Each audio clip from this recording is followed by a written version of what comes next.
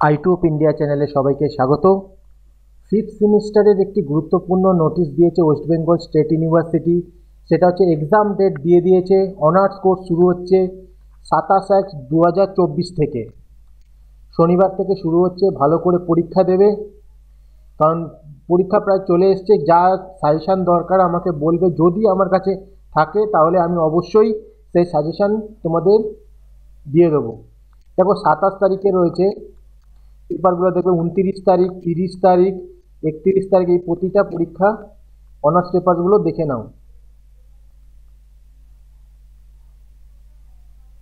এই তোমাদের রুটিন দিয়ে দিয়েছে, জেনারেলদেরও রুটিন দিয়ে দিয়েছে, সেগুলো তোমরা দেখে নাও।